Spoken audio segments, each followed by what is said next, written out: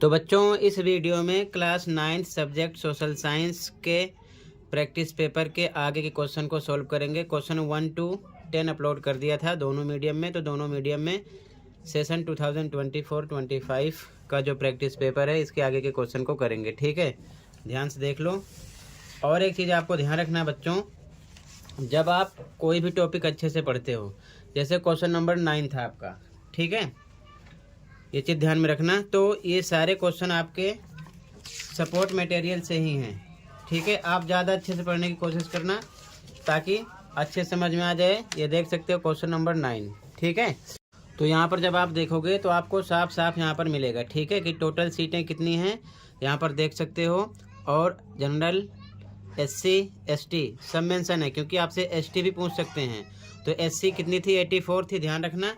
तो यहाँ पर 84 था, जिसमें कोई ऑप्शन नहीं है। इसी प्रकार जो भी चीज़ आप पढ़ोगे, ठीक है, एग्जाम्पल मान लो क्वेश्चन 8 आपने पढ़ा है, क्वेश्चन नंबर 8 ध्यान से देख लो, क्योंकि इसको आपको बहुत अच्छे से पढ़ने की ज़रूरत है। कोई सा भी क्वेश्चन कर सकते हैं, सेम क्वेश्चन नहीं होगा तब भी। क्वेश्चन नंबर 8, ठीक है, जब आप यहाँ पर सेकुलर की डेफिनेशन पढ़ोगे तो यहाँ पूरी डेफिनेशन मेंशन है। ठीक है, पहचानोगे कैसे? ध्यान से देखो, यहाँ पर देख सकते हो आप, यहाँ पर आप सेकुलर की डेफिनेशन पढ़ोगे तो यहाँ पर 4 ऑप्शन दिए गए। इसी प्रकार आपसे रिपब्लिक, डेमोक्रेटिक, सोशलिस्ट, जो भी यहाँ पर मेंशन है, सारी चीज़ें आपको अच्छे से पढ़ना है। ज़रूरी नहीं है, ये भी आपसे पूछ सकते हैं। ठीक है, तो ये सारे पॉइंट आप अच्छे से पढ़ोगे तभी आप आंसर दे पाओगे। ये चीज़ ध्यान में रखना। ठीक है, कैसे भी क्वेश्चन आपसे कर सकते हैं। ठीक है, तो अगले क्वेश्चन पे आ जाओ। आप अच्छे से पढ़ने की कोशिश करना। ठीक है, क्वेश्चन नंबर 11 देखो। सबसे पहले 10 तक हो गया था। Which among the following argument is in favour of democracy? First option है people feel themselves free and equal in a democracy.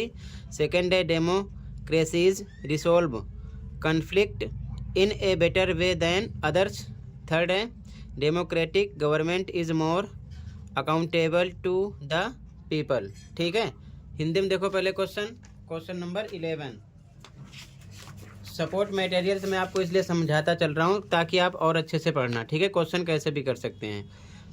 निम्नलिखित में से कौन सा तर्क लोकतंत्र के पक्ष में है? पहला है लोकतंत्र में लोग खुद को स्वतंत्र और समान मानते हैं।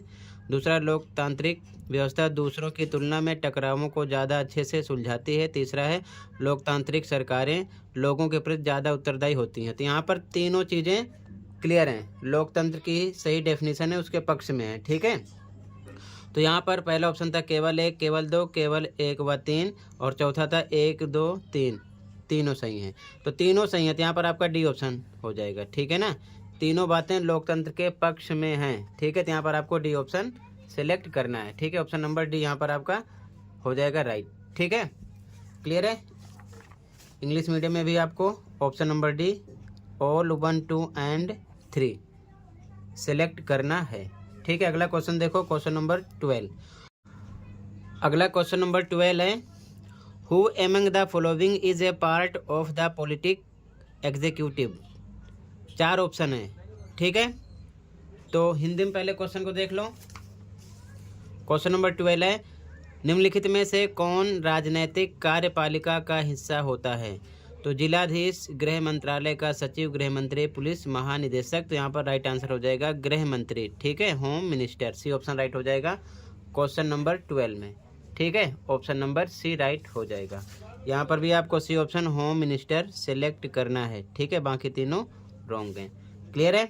अगला क्वेश्चन देखो, क्वेश्चन नंबर 13। अगला क्वेश्चन नंबर 13 है बच्चों, which of these was the most salient underlying conflict in the making of democratic constitution in south Africa? Hindi में देखो क्वेश्चन पहले, 4 ऑप्शन है क्वेश्चन नंबर 13। ठीक है, दक्षिण अफ्रीका का लोकतांत्रिक संविधान बनाने में इनमें से कौन सा टकराव सबसे महत्वपूर्ण था? तो दक्षिण अफ्रीका और उसके पड़ोसी देश ये नहीं था, स्त्रियों और पुरुषों का ये भी नहीं था। सी ऑप्शन है गोरे अल्पसंख्यक और अश्वेत बहुसंख्यक। यही आपका राइट आंसर है। ठीक है, ऑप्शन नंबर सी राइट हो जाएगा यहाँ पर। ठीक है, क्वेश्चन नंबर 13 में ध्यान रखना, ऑप्शन सी राइट हो जाएगा यहाँ पर, between the white minority and the black majority. ठीक है, ऑप्शन नंबर सी राइट हो जाएगा यहाँ पर आपका क्वेश्चन नंबर 13 में। ठीक है, आगे देखो ध्यान से।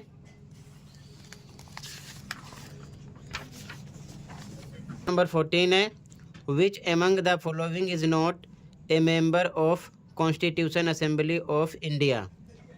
हिंदी में देखो क्वेश्चन नंबर 14, निम्नलिखित में से कौन भारतीय संविधान सभा का सदस्य नहीं थे? तो वो थे लॉर्ड कैनिंग, ठीक है।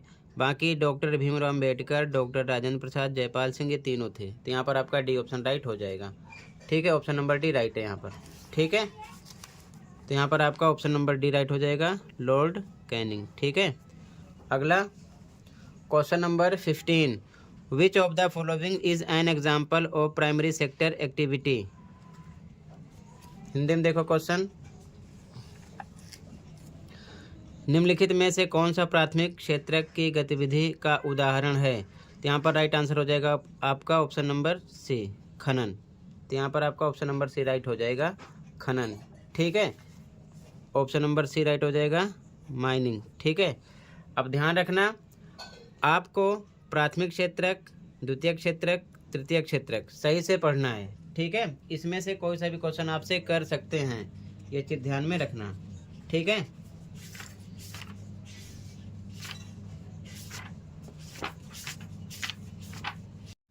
यहाँ पर आप देख सकते हो, ठीक है। इस टॉपिक को सपोर्ट में से अच्छे से तैयार करना। अर्थव्यवस्था के क्षेत्रक, प्राथमिक, द्वितीयक, तृतीयक। तो प्राथमिक में ये सब है, ठीक है ना, खनन भी है। तो इसलिए यहाँ पर पूछा गया था क्या कि प्राथमिक क्षेत्र की गतिविधि का उदाहरण, तो क्या आ गया, खनन, ठीक है। इसी प्रकार द्वितीयक, तृतीयक कुछ भी पूछ सकते हैं, आपसे पूछेंगे जरूर इसमें से 1 नंबर का क्वेश्चन। तो ये सभी एग्जाम्पल आपको अच्छे से पढ़ना है, प्राथमिक, द्वितीयक, तृतीयक के हिसाब से। अपने मीडियम के अकॉर्डिंग सपोर्ट मटेरियल ओपन कर लेना, वहाँ से अच्छे से तैयार करना। इसमें से क्वेश्चन हर बार बनाए जाते हैं, MCQ, ठीक है, ध्यान रखना। क्लियर है? आगे आ जाओ क्वेश्चन नंबर 16 पर, ठीक है। क्वेश्चन नंबर 16 है, the work force population includes those people whose age is. ध्यान से देखो, हिंदी में सबसे पहले क्वेश्चन को। क्वेश्चन नंबर 16 है, श्रम बल जनसंख्या में वे लोग शामिल किए जाते हैं जिनकी उम्र होती है। तो ध्यान से देखो, यहाँ पर मेंशन किया गया है, आप अच्छे से अगर पढ़ोगे तो आपके समझ में आएगा, ठीक है। यहाँ पर आप देख सकते हो, इसे कार्यबल भी बोला जाता है, ठीक है। कार्यबल, कार्य का मतलब श्रम, ठीक है ना। एज है 15 वर्ष से 59 वर्ष, ठीक है। तो यहाँ पर आपका श्रम बल का मतलब कार्य बल 15 से 59 के बीच, ए ऑप्शन राइट हो जाएगा, ठीक है। सपोर्ट को बहुत अच्छे से आपको पढ़ना है, उसमें से काफ़ी क्वेश्चन आपको मिलेंगे, ठीक है। ए ऑप्शन राइट हो जाएगा यहाँ पर आपका, ये चीज़ ध्यान में रखना, ठीक है। अगला क्वेश्चन नंबर 17 देखो ध्यान से, the two statements are given below, assertion A and reason R, read the statements and choose the correct option. Assertion A है, in India the accepted calories requirement for above property line is 2400 calories per person per day in rural areas while it is 2100 calories per person per day in urban areas.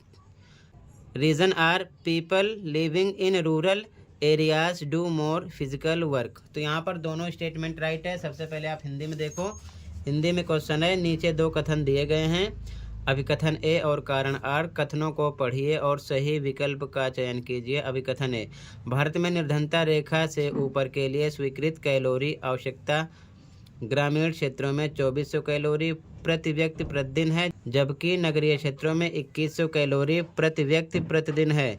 कारण are कारक, ग्रामीण क्षेत्रों में रहने वाले लोग अधिक शारीरिक कार्य करते हैं। दोनों बातें सही हैं, ठीक है। तो स्टेटमेंट को आप जब समझोगे तो आपको सपोर्ट का सहारा लेना पड़ेगा, ठीक है, या किताब से आप अच्छे से पढ़ सकते हो। यहाँ देख सकते हो मेंशन किया गया है, यहाँ पर जब आप अच्छे से पढ़ोगे, ठीक है, अपने मीडियम के अकॉर्डिंग देख लेना, ठीक है। सपोर्ट में यहाँ पर मेंशन किया गया है, ग्रामीण क्षेत्रों में 2400 कैलोरी प्रति व्यक्ति प्रतिदिन है और शहरी क्षेत्रों में 2100 है, ठीक है। तो ये बात क्लियर हो गई। और इनको ज़्यादा से ज़्यादा शारीरिक श्रम की ज़रूरत पड़ती है, ठीक है, यानी कि ज़्यादा से ज़्यादा ये काम करते हैं। तो यहाँ पर दोनों बातें राइट हैं, ठीक है। तो जो कारण है अभिकथन की सही व्याख्या भी है, तो इस कंडीशन में ए ऑप्शन लगाते हैं। अभिकथन ए एवं कारण आर दोनों सही हैं, एवं कारण अभिकथन की सही व्याख्या है, यहाँ पर ए ऑप्शन हो जाएगा। ठीक है, आप अच्छे से पढ़ोगे तो आपके समझ में पूरी बात आ जाएगी। ठीक है,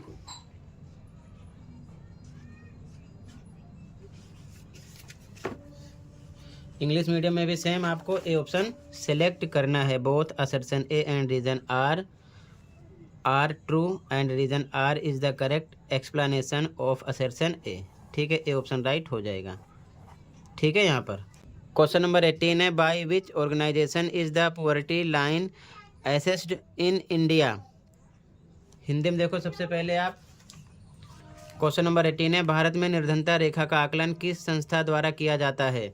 ठीक है, तो जब आप सपोर्ट को अच्छे से पढ़ोगे, निर्धनता वाला चैप्टर ओपन करोगे तो यहाँ पर मेंशन है राष्ट्रीय प्रतिदर्श सर्वेक्षण संगठन।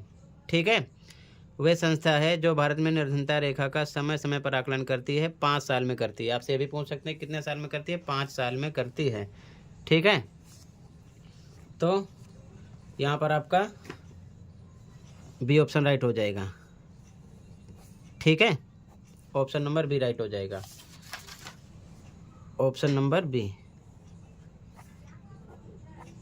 क्लियर है। आगे, which of the following is a food insecure affected category. Hindi में देखो पहले क्वेश्चन, निम्नलिखित में से कौन सा खाद्य असुरक्षा से प्रभावित वर्ग है। भूमिहीन, पारंपरिक, दस्तकार, निराश्रित। अब यहाँ से ऑप्शन लेने हैं नीचे से। ठीक है, तो देखो यहाँ पर मेंशन है, जब आप अच्छे से पढ़ोगे तो आपके समझ में आएगा। ठीक है,